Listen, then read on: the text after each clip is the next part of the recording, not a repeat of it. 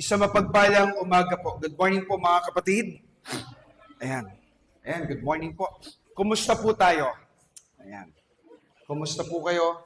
Today is first Sunday of the month of July. And next month is August. So, susunod na po ay Vermont. So, dalawang buwan na lang. So, sasapit na naman ang Kapaskuhan. But anyway, ngayon pong umaga, samahan niyo po ako na muli ay talakayin po natin ang isa po sa napakaganda pong bahagi po ng ating pong sermon series doon sa Ten Commandments.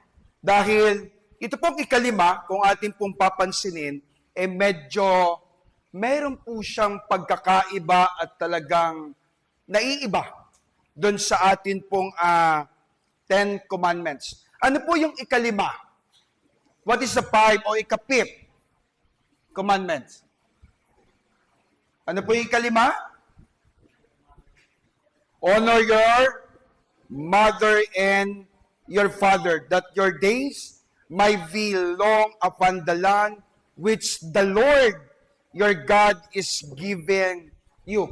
Kung atin pong papansinin, mga minamahal, mga tatay, mga nanay, mga kabataan, kung atin pong papansinin, if we will notice po yung pagkaka-arrange po ng Ten Commandments, ay ginawa po ng ating Panginoon into two section. Dalawa pong hati. First, second, third, and fourth. Yung una at hanggang ikaapat po ay siya po ay kakaiba doon sa pangalawang section. Yan po yung unang section. Ano po yung first, second, third, and fourth? Yan po ay, the Ten Commandments po ay divided into two sections. At yung una, first, second, third, and fourth, that is our relationship to God. Kung papansinin po nating mabuti, yung una at hanggang ikaapat po, yan po ay nakatuon doon sa ating pong ugnayan sa Panginoon. That is vertical. Pag sinabi pong vertical, ano po ang vertical? Ito po ay patungo saan? Patungo po sa Diyos. And second section po, yung ikalima at hanggang ikasampu po, our relationship to others, that is horizontal. Patungo po sa tao. Kaya, kung mapapansin po natin, why God, o bakit po ang ating Panginoon, why is the fifth commandment put in the middle? Bakit po siya ay ikalima? Yung honor our parent, honor our father and mother, bakit po siya ay inilagay doon sa ikalima? Bakit? Kung titingnan po natin, napakaganda po ng disenyo po ng Panginoon. At ito po yung ating pag-uusapan. Kaya ang tema po natin, yung ikalima is honoring God through family. The fifth commandment is the foundation of every godly family. So tayo po yung manalangin. Let us pray. Heavenly Father, once again, Lord, we thank you po for allowing us na kami po ay maging present today. Salamat po sa inyo pong biyaya, lalo na Panginoon, sa pagsama mo sa amin, sa pag-aawitan. Salamat po, O Diyos, sa mensahe po ng mga awit. And Lord, dalangin po namin as we listen to your word, Panginoon, sa inyo pong salita. Lord, ikaw po ang magsalita sa amin. Ikaw po ang mangusap sa amin. Ikaw ang maging guro namin. At hayaan mo, O Diyos, na maunawaan po namin ang iyong naisin sa amin pong mga buhay. And Lord, gamitin niyo po ang inyo pong abang lingkod sa kabila po ng aking kahinaan, limitadong kaisipan. Mahayag, Ama, ang iyong nais at ang inyong kalooban. Ganun din sa buhay po ng bawat isa sa amin. Samahan kami, magkaroon ng pangunawa, magkaroon, O Diyos, ng pagrema ng inyo pong mga salita sa amin pong mga puso. At higit sa lahat, magkaroon ng conviction sa buhay po ng bawat isa. And Lord, ano man pong uri o gawa ng kaaway muli, patuloy po naming winawasak at wala pong karapatan na manatili sa aming pong kalagitnaan. Muli, O Diyos, pagpalain po ang aming pananambahan, marami pong salamat. Ito po ang aming nagkakaisang panalangin na mayroon pong pasasalamat sa tanging pangalan ng aming Panginoong Kristo. Ang lahat na nagmamahal sa ating Diyos ay magsabi ng Amen. Amen. Purihin po ang Lord. Sabi po dyan, a person who truly honor God will honor the authorities that God has established to be gaining in home. So maganda po na makita po natin, mga kapatid, napakaganda na makita natin na ang isang pamilya po na sama-sama pong naglilingkod at nagpupuri sa Panginoon. Can we raise our hands dun po sa mga pamilya po na magkakasama today? Mga magulang, ayan, iilan. So mamaya po may gagawin tayo. But praise the Lord. Pwede po ba natin palakpakan ng Panginoon? Okay, ayan, praise God. And kanina po, nananalangin ako sa likod. Sabi ko, sayang, madami pong mga walang mga parent sa iba't ibang kadahilanan. May mga emergency po na nangyari. And lately lang po, let us pray together po. Sama po natin sa panalangin. Nadala po sa ospital si Ate Michelle, kaya po sila ay wala ngayon. But nakauwi naman po. Kailangan lang pong mag-rest. So balik po tayo. Bago po natin simulan, meron pong mga katanungan. Sa atin po, ano po ba yung measure o paano natin mame-measure yung tagumpay? How do we measure success? How do we define yung success o yung tagumpay? Sabi nga po, iba't iba po ang definition o pagkakaunawa patungkol po pag sinabi po ang tagumpay. Sabi ng iba, ano nga ba ang sukatan ng isang tagumpay? Sabi po ng iba, ito ay isang diploma. Sabi naman ng iba, ito ay nakabase doon sa aking salary. Pangatlo, ito naman ay nakabase doon sa aking career. Eh may nagsasabi, ito naman ay pagiging popular o yung popularity. Eh may nagsasabi din po, yung magkaroon ka ng dream house is a success. Eh may nagsasabi din, driving your own car is another success. Pero, let me ask you, ano ba talaga ang tunay na tagumpay? Kasi po, marami ang nagtapos ng elementary, ng high school, ng kolehiyo, o may vocational, at may mga nakapasa sa mga tinatawag nating board exam. Tama po ba? At may mga bagong empleyado, may mga na-promote, at ito po ay bahagi po ng ating pong tagumpay. And ito pong mga bagay na to ay isa pong maganda na makita natin doon sa katapatan po ng ating Panginoong Jesus. Amen. Ang mga bagay po na ito ay bahagi po sa katapatan po ng ating Diyos. But mga kapatid, let me ask you a question again. Ano po sa atin ang tunay na tagumpay? Pastor, tapos na kami sa pag-aaral, ito na yung aming pong buhay, tagumpay na kami. Pero maganda po dating makita na habang tumataas tayo o umaangat tayo sa buhay, tayo po ay nagtatagumpay, tayo po ay nakakamit natin yung mga bagay na atin pong dinadalangin. Habang tayo po ay tumataas sa buhay, marunong po dapat tayo pong yumuko dun sa mga dapat nating igalang. Amen. Bakit? Napakadali po na maging successful. Pero, napakahirap manatiling humble. Marami po ang nagtapos, pero pagkatapos, natatapos na din po ang lahat. Biglang nagbabago. No one can tell me what to do. Matanda na ako, tapos na ako. May trabaho na ako, kumikita na ako ng sariling pera.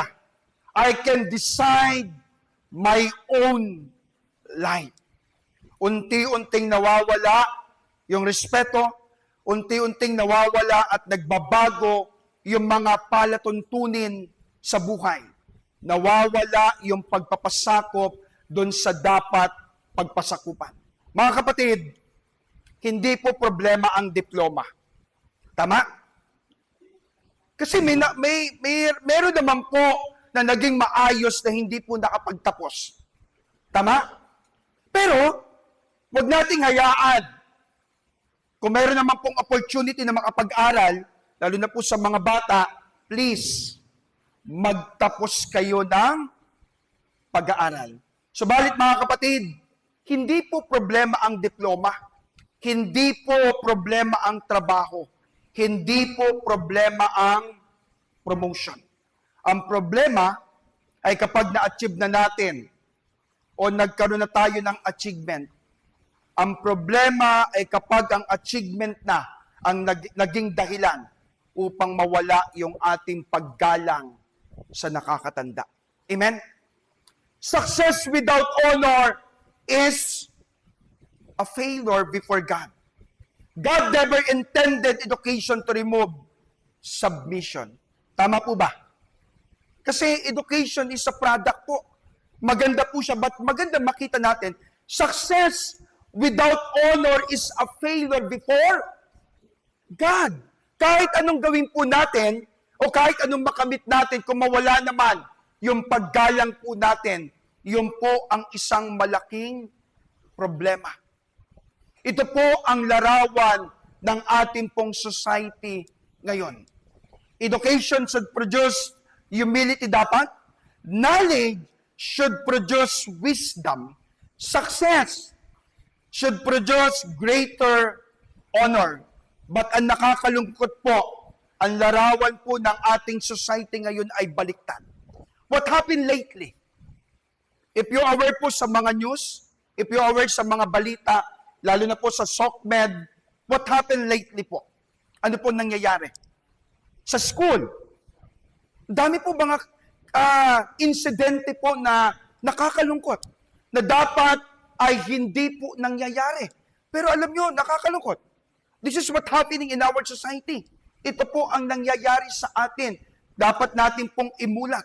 Kaya that's why God did not accidentally place the fifth commandment in the middle of the 10 commandments. It is the bridge. It is the connection of our love for God with our people. Kaya dapat po nating maintindihan kung bakit inilagay yung ikalima. Ito po ang dapat nating maintindihan. The first, second, and third, and fourth, that is our relationship with God. That is vertical. But yung ikalima po at hanggang ikasampo, that is our connection with others. That is horizontal. Kaya the beginning of the 10 commandments, from 1 hanggang ika-4, yan po ay nakatuon kay Kristo. At yung ikalima hanggang ikasampu, yan po ay nakatuon saan? Sa tao. The fifth commandment is the bridge between the two. Why? Bakit po? Because the first authority, next slide, the first authority God given to each person is not the government, not the employee, or the pastor. It is the parent. Mga magulang po. Mga magulang. Ulitin ko po.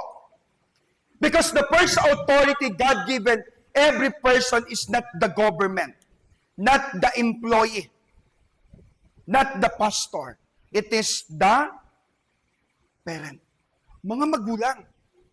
Tama? Kaya malaki po ang responsibilidad ng magulang.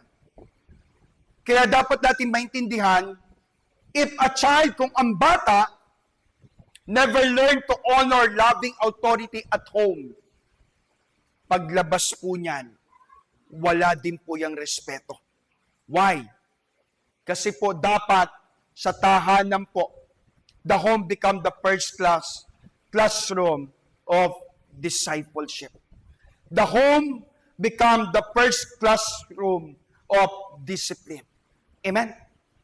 Dapat sa tahanan, natutunan natin yung disiplina, natututunan natin yung discipleship, natututunan natin yung paggalang. Kaya ang sabi po dun sa ating pong passage, Exodus chapter 20 verse 12, ano pong sabi? Honor your father and your mother. Igalang daw po natin ang ating ama at ina. Church, if we want a strong churches, we need a strong family. If we want a strong family, we need children and parents who honor God's design. And if we want to understand God's design, we must begin dun sa katotohanan. Honor begins not with the culture, but with a covenant. Kaya maganda pong makita natin unang bagay, kagaya po na nasa slide, ano pong sabi dyan? Honoring our families an act of worship. Bakit? Church, marami po ang tao na nag-iisip na ang pagsamba po ay nangyayari lang tuwing araw po ng linggo. Kapag tayo po ay umaawit, kapag nagtataas tayo ng kamay, kapag nagbibigay tayo ng ating tithes and offering, kapag naglilingkod tayo sa ministry, those are absolutely acts of worship. Pero ang sinasabi po ng Bible, napakalinaw po ng sinasabi po ng Bible, worship is the offering of our whole life to God. So first thing na dapat po dating maintindihan, honoring our family is an act of worship sa Panginoon. Honoring our family is an act of worship sa ating pong Panginoon. The fifth commandment reminds us that reverence for God must be expressed o pinapakita po natin to reverence for those authority na ibinigay po ng Panginoon sa atin. Sino po ba yon? Tayo, binigyan tayo ng mga magulang, so we should respect them. Tayo bilang magulang, we should respect din yung ating pong mga anak. Vice versa. Hindi pwede nating hindi igagalang ang ating magulang at tayo bilang magulang, hindi pwedeng hindi natin igagalang ang ating mga anak. Kaya the first thing na dapat nating maintindihan, honoring our family is an act of worship. Amen? Yun po ang dapat nating maintindihan. Kaya sabi po dyan, remind us that reverence for God must be expressed through reverence for the authority He established. Diba? Imagine niyo po ito, sa mga anak ko, I'm concerned dun sa mga children. Sa school, kailangan nating igalang yung mga teacher. Tama? Tama. Kailangan nating sumunod. Because nakasalalay yung ating grades. Pero bakit sa bahay hindi natin maigalang yung ating mga magulang? Kasi nakasalalay naman yung ating mga baon. Di ba? Ano ang difference? Ano ang pinagkaiba? We should respect yung mga teachers natin because nakasalalay, napaka-on time natin. Pag inutusan, maglinis, ang galing. Pero pagdating sa bahay, yung utos ng magulang parang parot na, sa bahay parang parot. Alam niyo po yung parot? Paulit-ulit, parang siram plaka, pero hindi pa rin sinusunod. So ano po dapat natin maintindihan? A child who sing loudly in the church but speak harshly to his parent has misunderstood worship. Tayo, kahit po tayo, ang galing nating umawit inside the church, galing nating mag-awit, maglingkod, pero pagdating sa labas sa tahanan, it is different. I am person who serve faithfully in worship, but despise correction at home, has separated what God has joined together. Because God is not impressed by outward religious activity, while the home is marked by dishonor. Tama po. God is not impressed by outward religious activity, while home is marked by dishonor kung hindi po na-i-exercise. Kaya ang sabi ni Yahweh, ano pong sabi ng Panginoon? Honor your father and your mother that your days might belong upon the land that the Lord your God is given. Pag daw po tayo ay natutong gumalang, kung titingnan po kasi natin, hindi lang naman po siya address sa mga parent, kung pag-aaralan po natin. Ang tinutukoy po dyan ay matutunan natin yung tunay na respeto. And when we practice yung respect, ang sabi ng Bible, that your days may belong upon the land, daragdagan, papahabain, may extension, may blessing. Kung matuto tayong gumalang, there is a blessing po na makakamit natin. Ano po ang pinapaalala po sa atin? We're living in a generation that celebrate freedom at nakakalimutan na po natin yung paggalang. We are living in a generation that celebrate freedom but often reject authorities. Social media constantly tell us, ano pong sinasabi ng ating media? Social media, follow your heart. No one can control you. Walang dapat kumontrol sa iyo. You are your own boss. Nagtatrabaho ka na, kumikita ka na. You can decide your own. Ikaw na ang may-ari. 18 ka na. Hindi ka na control dapat ng magulang mo. Kung titingnan po natin, gusto ko lang pong mag-segue. In the Western culture po, talaga naman po medyo problema po ito. Pagdating talaga ng 18, ang bata po, iba na po talaga. Sa atin kasi hindi pa pwede. Iba kasi ang sistema natin. Meron tayong tinatawag na family ties. Pag nag-asawa, at kung maaari, kasama pa rin. Di ba, kuya? Pero ngayon, medyo nagbabago na. Pag nag-asawa, kung pwede, nakatira pa rin sa nanay at tatay. Pero dapat hindi naman ganon. Kaya maganda po na maintindihan natin, excuse po, we are living in a generation that celebrate freedom, subalit nakakalimutan po yung ilang bagay. But often reject authority. Why? Social media are constantly telling to us, follow your heart, no one can control you, you are your own boss. Cut off anyone who disagree with you. While personal responsibility is important. Scripture, pinapakita po ng salita ng Panginoon that true freedom is found under God's loving authority, not apart from it. So many young people today know how to operate latest technology, but is struggling to say, yes, ma'am. Yes, dad. Opo. I love you. Thank you. Mahal kita. Salamat. Kuya Darts, ilang beses kayo nag-uusap ni Grace at ni Renren? Madalang.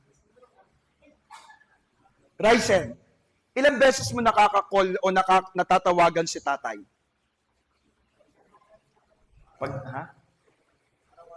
Araw-araw. Kay mami niya. Faith, ilang oras mo nakakausap si daddy? Minsan pag tumatawag. Pag may kailangan sa kanya. Iba't iba, no? Iba't iba, no? Ate Kiana, ilang beses mo nakakausap si Mami Day at si Daddy Bird? Ng personal. Ha? Dati araw-araw. Ngayon? So, gaano kayo kadalas mag-usap ni Jerome?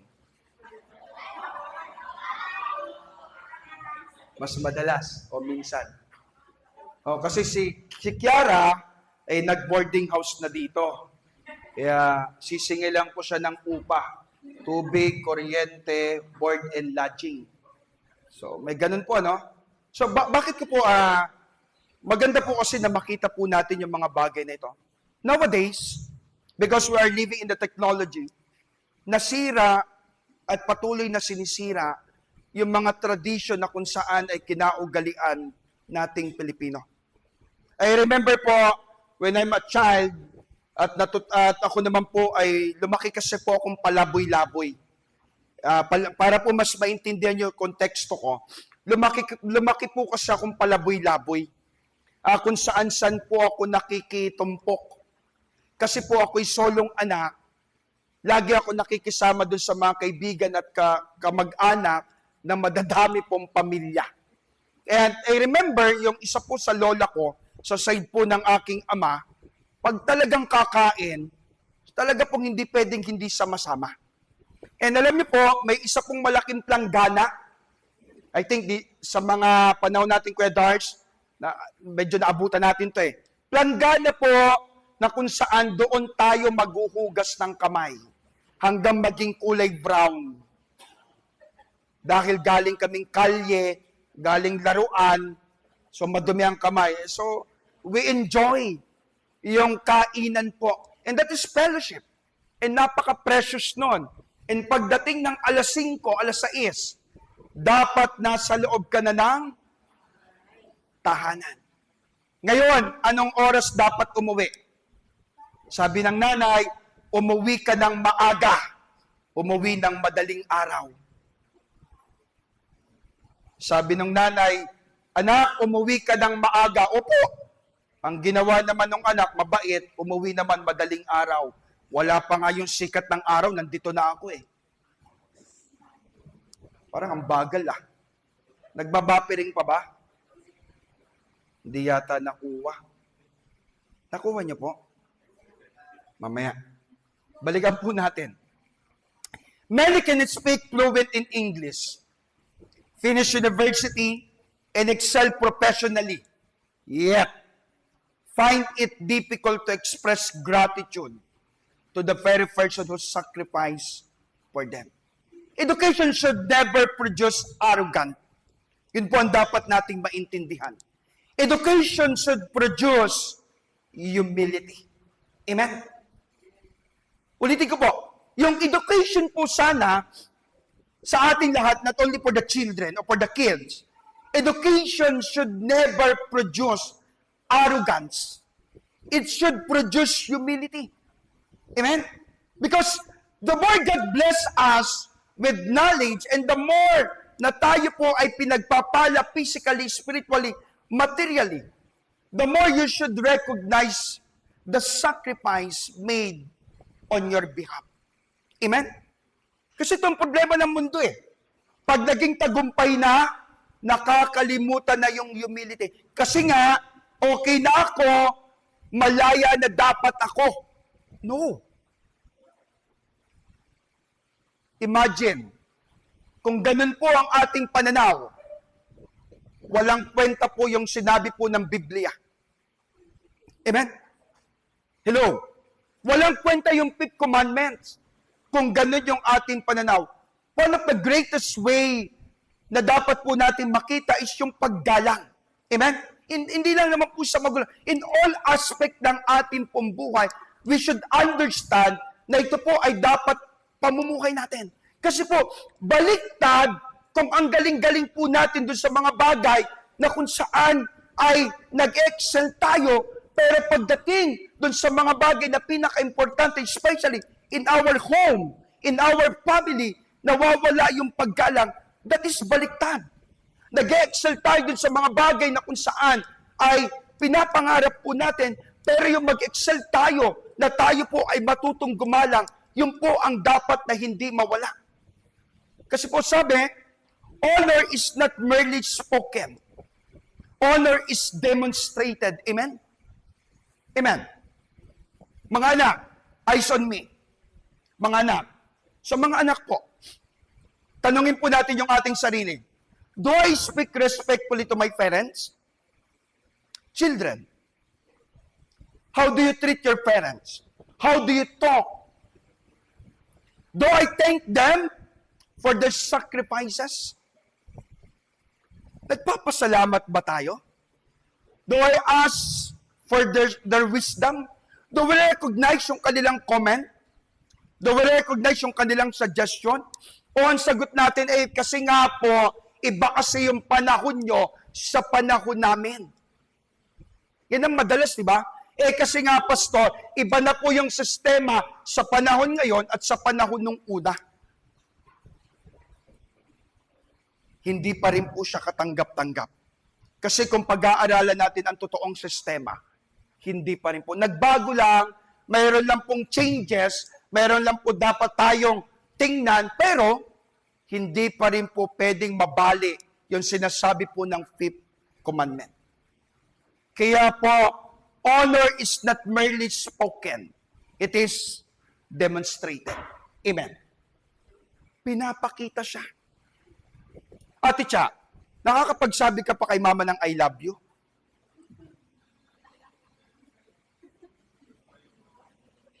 Hindi pa.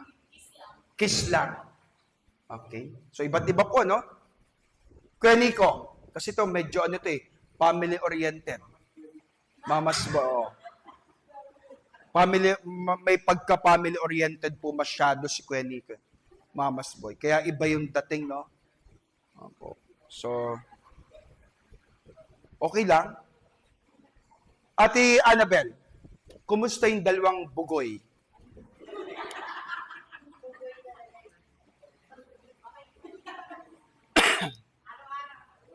Ayun, no? Araw-araw nag-uusap. Pero si Kuya Resty, kinakausap nila. Hindi. Bawiin yung tablet, no? Yung iPad, no? Iba't iba po eh.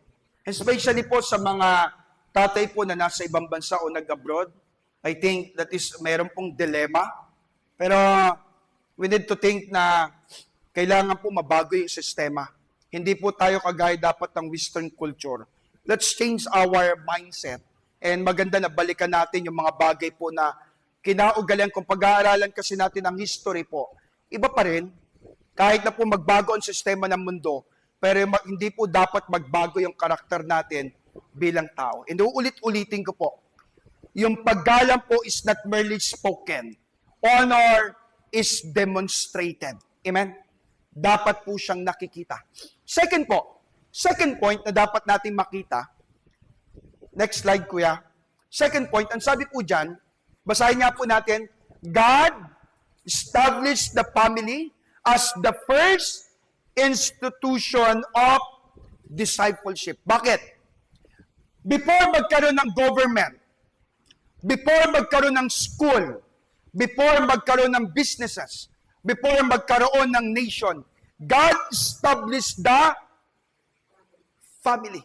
Amen. Bago po magkasala sina Adan at Eva, bago po sila nag-commit ng sin, in-establish muna ng Panginoon yung kanilang dalawa. So, ibig sabihin, bago magkaroon ng government, magkaroon ng school, magkaroon ng business, magkaroon ng nation, God established the family. Ang una pong is-establish ng Diyos ay ang pamilya. Amen? Family. And Genesis chapter 2 revealed that the family was God's first institution. It was created sin. It was created before ang kasalanan po ay pumasok. So ano pong ibig sabihin? Una, ano pong ibig sabihin? Family is not human invention. It is designed by God. Amen? And parents are not merely provider. They are a disciple maker. Amen. But what is the problem? Listen to me. The problem of our generation ay ito. Sorry po. Baka po medyo mabigat po sa mga magulang po. Sorry po, bahagi po din ako dito because I am a parent. Ano pong sabi dyan? Parents are no longer leading spiritually. Spiritually. Amen. Sino po dito mga nanay o tatay na pinapangarap ang kanilang anak ay magpastor? Totoo? Si Sam? Samuel? Si Jonathan? Totoo po. Honestly speaking, parents are no longer leading spiritually. Second, para po mas maintindihan po natin, sa panahon po ngayon, yung mga magulang are often become provider only while neglecting, ano pong sabi dyan? Neglecting their God-given role as a spiritual leaders. Tandaan po natin mga magulang, hindi lang po kayo provider. Amen? Hindi lang po kayo taga-abot ng baon. Hindi lang po tayo taga-provide. Tayo po ay spiritual leader ng ating pong mga pamilya. Amen?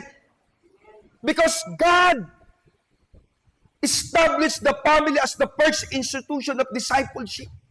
Dapat sa tahanan magsimula yung disiplina. Sa tahanan magsimula yung pag-ibig. Sa tahanan magsimula ang pagiging maayos. Sa tahanan magsimula ang eskwelahan. Amen? Sa tahanan. Tama po ba? Sino po dito ang may family altar every day? Family altar. Ibig sabihin may prayer, may fellowship. Wala. Wala nananalangin? Minsan. Ate Jen, ilang beses kayo nagpe-pray sa isang linggo? Pamilya. Did you pray for your children? Na ipagpe-pray mo sila? Okay, may ganon. At least meron po. Dapat. Kasi po tandaan po natin, as a parent, hindi po tayo provider lang. Kasi we neglect yung God-given role as a spiritual leader. Sabi po kasi ng Deuteronomy chapter 6, tingnan niyo po, chapter 6 verse 6 and 7. Tingnan po natin. Ano po sabi dyan? Next slide. Command parents to teach God's word diligently. Tingnan po natin, ano pong sabi dyan? Tayo pong lahat, basahin po natin. In 1, 2, 3, read. This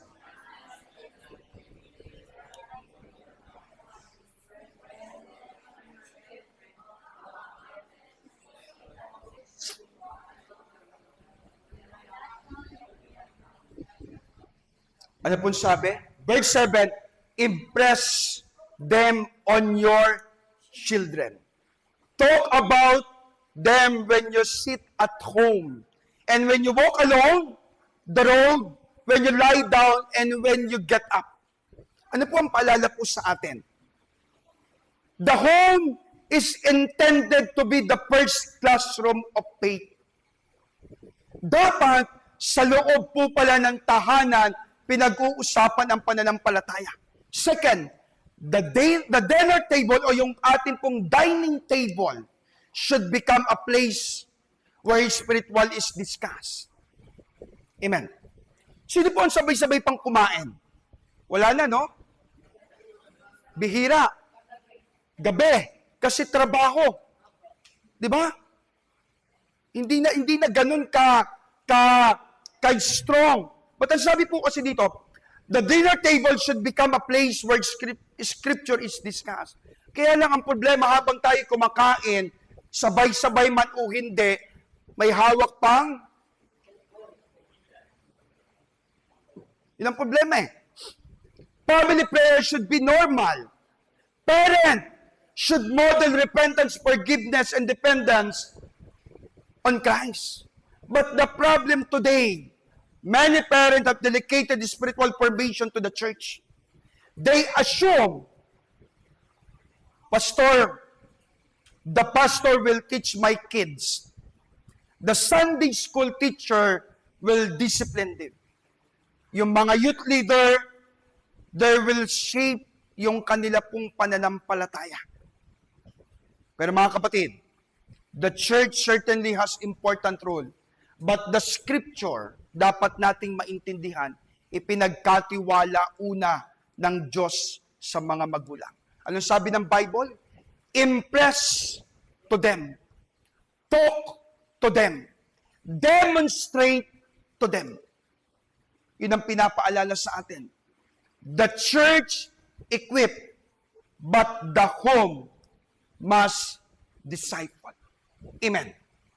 Ang iglesia, nag-i-equip, pero dapat ang tahanan, nagdi-disciple. Amen. Why? The church or the child spend only a few hours. Tayo, ilang oras na naman ang ginugugol natin sa church. But many more hours ay sa tahanan. Pero ngayon, hindi na po sa tahanan. Mas madami ang oras natin saan? Sa eskwelahan, sa labas, sa trabaho. Lalo na po sa panahon natin ngayon. Iba't iba na ang uri ng trabaho. May panggabi, graveyard, broken time. So ilan na lang eh. Ba't ano pong paalala po sa atin? To parents, para po mas maintindihan po natin, para po sa mga magulang na naririto, your child are watching you. They observe how you speak to your spouses. Ang dami nun ha. To your spouse. They notice whether you keep your promise. They learn from how you respond under pressure. And the child imitate what parents model. So, na dapat natin po maintindihan. Tayo bilang mga magulang, tayo po ay salamin ng ating pong mga anak. But the question is, what gospel are your children hearing from your example? Sa mga magulang po, what gospel are your children hearing from your example? Ano ang nakikita nila? Live the gospel because they are watching you. Love like Jesus, they are learning. Pray for them or pray with faith, they will remember. Live a legacy that point to Christ.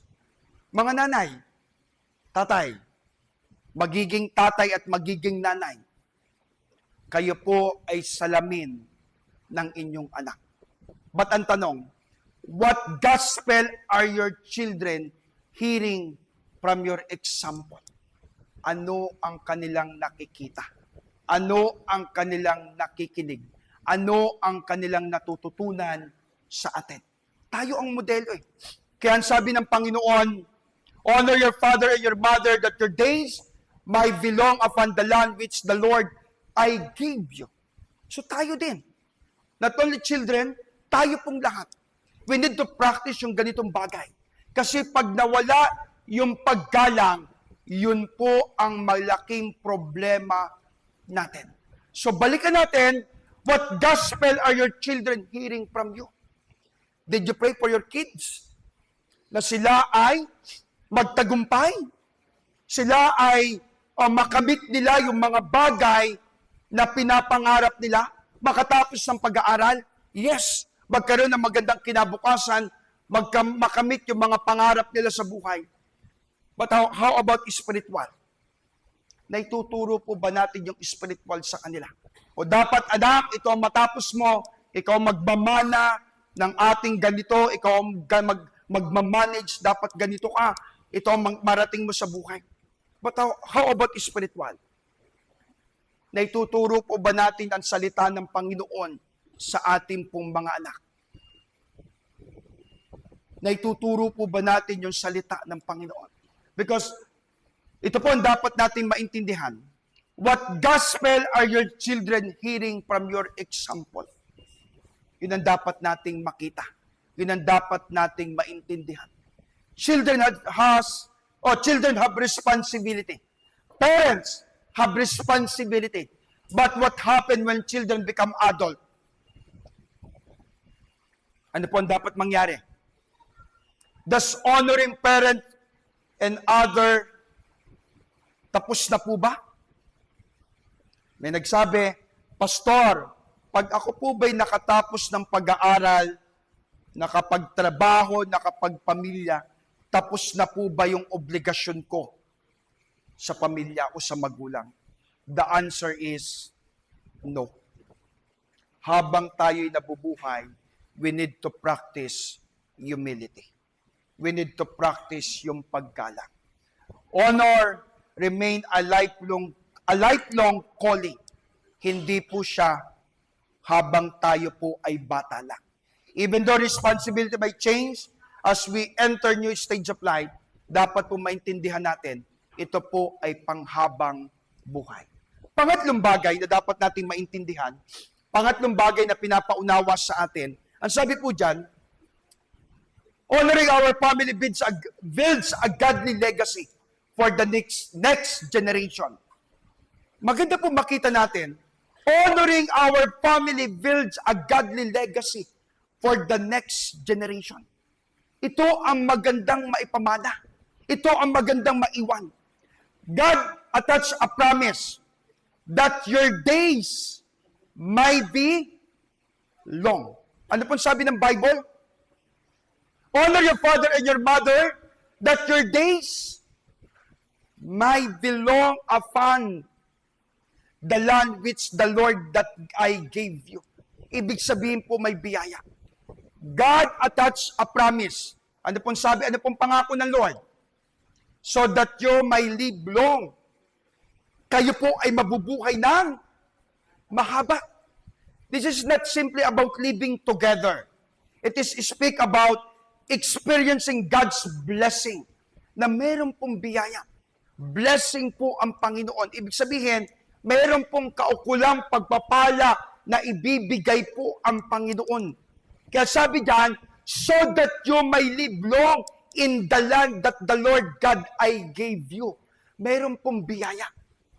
So God attached a promise. So honoring our family builds a godly legacy for the next generation. Ito yung pwede po nating ipasa. Ito yung pwede nating ipasa. Every generation teaches the next generation something. But the question is, what legacy are we leaving? Ano yung legacy na atin pong iiwan? Faith, prayer, integrity, or anger, bitterness, disrespect. Children usually imitate what they are constantly see. Kung ano ang nakikita, yun ang kanilang ginagawa. That's a problem. Pamilyar po kayo dun sa nangyari? Yun sa pumatay? Yung bata po na namaril? Naalala niyo po ba yun? Yung binalita? I think sa Davao?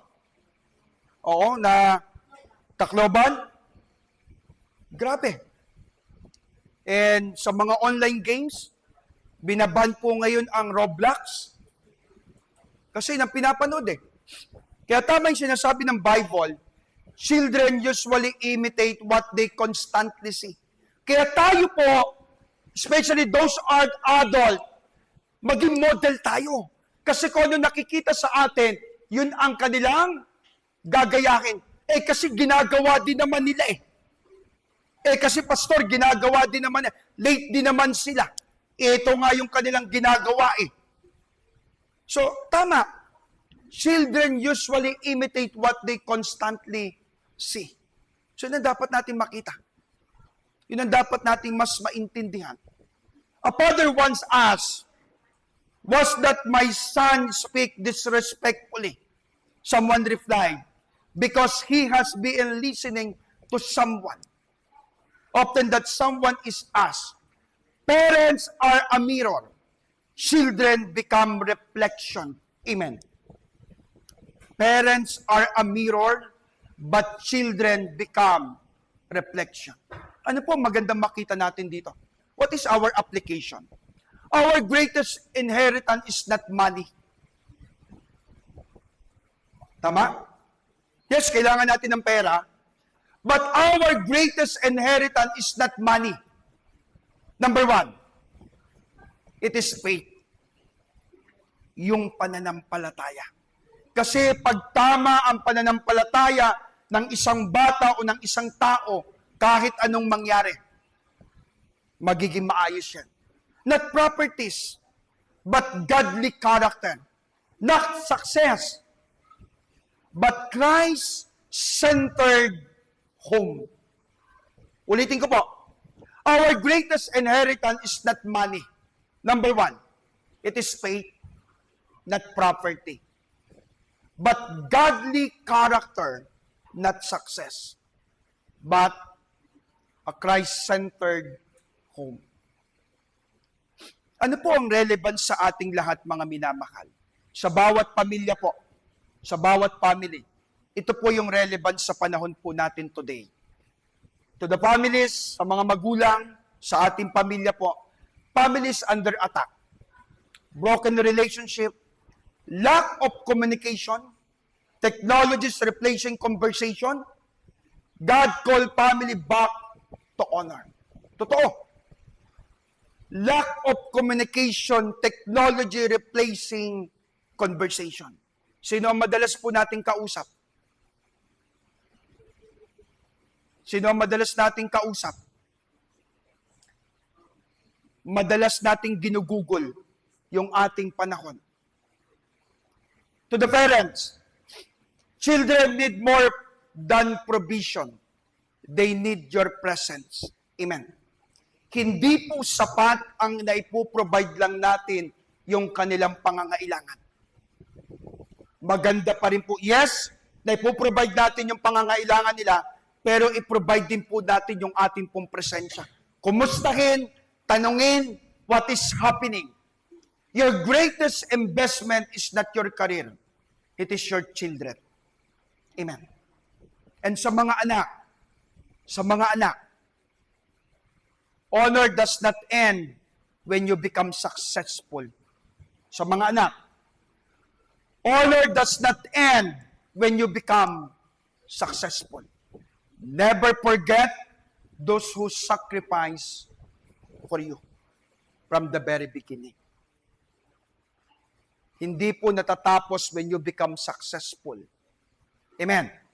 Pastor, tagumpay na kami, okay na kami, may pamilya na ako, tapos na.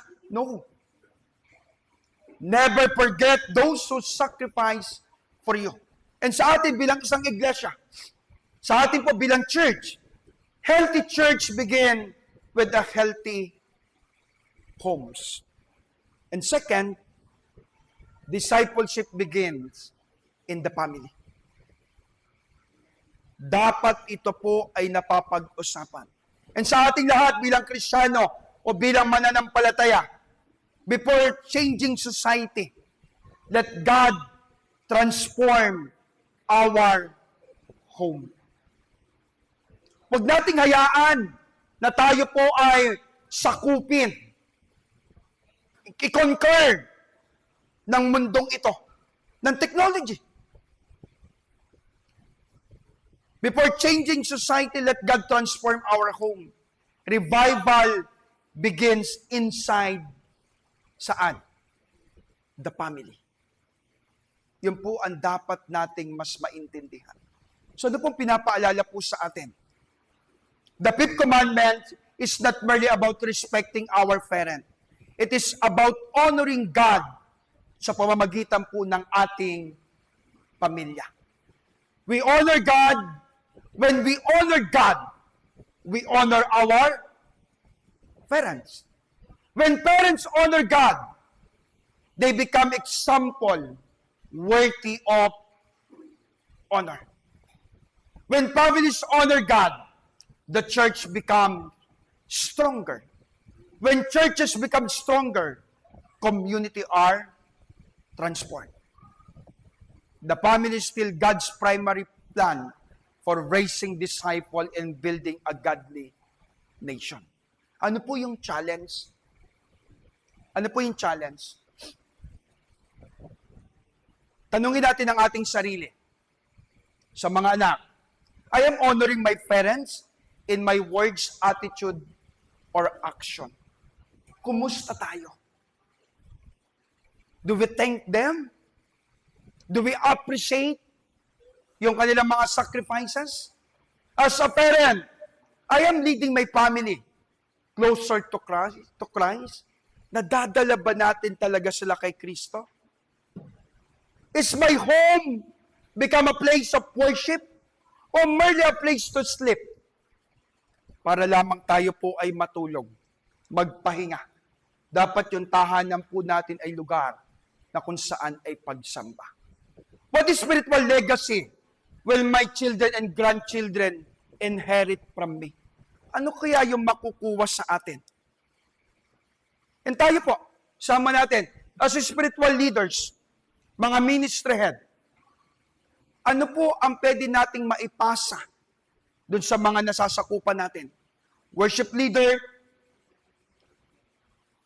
music team director, sa women's, children, adult, ano yung pwede nilang makuha? Remember this, a family that honor God become a family that influence generation. Amen. A family that honor God become a family that influence the next generation. Because a godly home raises godly children who will honor God and impact the world.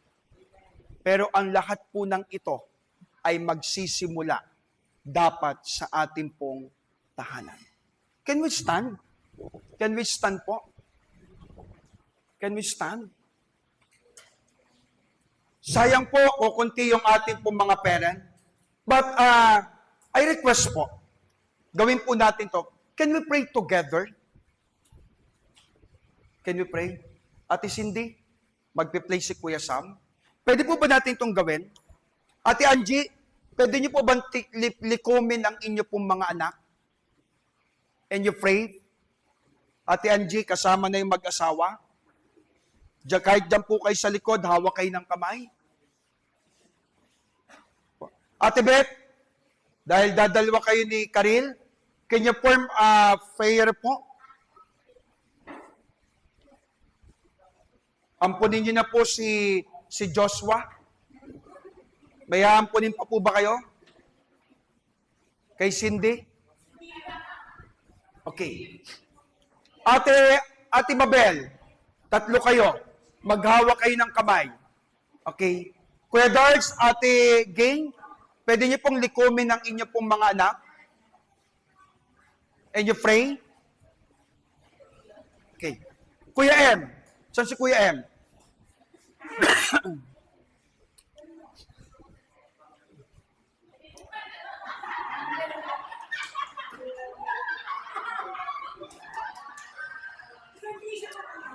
Tayo po kayo.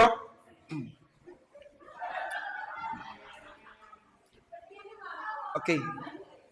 Sige po, medyo hiwa-hiwalay kayo. Sige, Kuya M. Okay. Ate Mabel, dito kayo. Okay. Nanay, pwede po kayong dalawa, kayo po ay manalangin. Okay. Ate Minerva, si Princess at saka si Alvin, sama niyo po. Okay. Sige lang po. Okay. Okay. Okay. Kuya Kim, sama ka. Sama ka doon kina Kuya M. Okay. Tapos sama ka kina Ate Minerva. Ma'am Lerio, si Tantan, nasa si Tantan? Tamtam pala. Sunday school. Ma'am Lerio, sama kina Ate Mabel. Okay. Okay. Let's do this. Okay. Alam ko po na very challenging ang mundo po natin ngayon. Sa mga anak, Ate Kiara, i-gather mo yung pamilya mo at magiging pamilya pa. Ayan dyan, Pwede po ba tayo maghawak ng kamay? Okay. Yung panganay nasa labas, si Darlina po. May meeting. Okay, sige lang po. Okay, ganito po. Listen to me. Listen to me. Kasi minsan lang po tayo magkasama-sama. And sayang wala po yung iba. Una, sa mga anak po, pwede po ba natin yakapin yung mga magulang natin and sabihan natin ng I love you o pasalamat? Mga anak po,